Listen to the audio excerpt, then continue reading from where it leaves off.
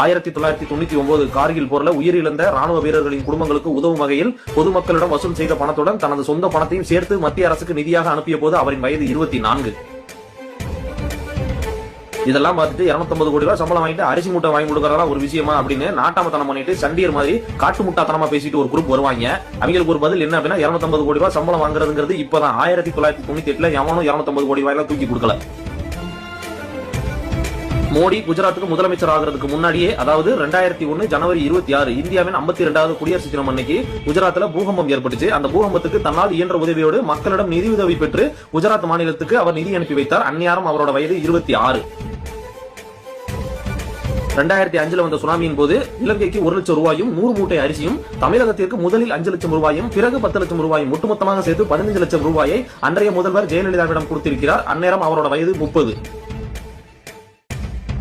2008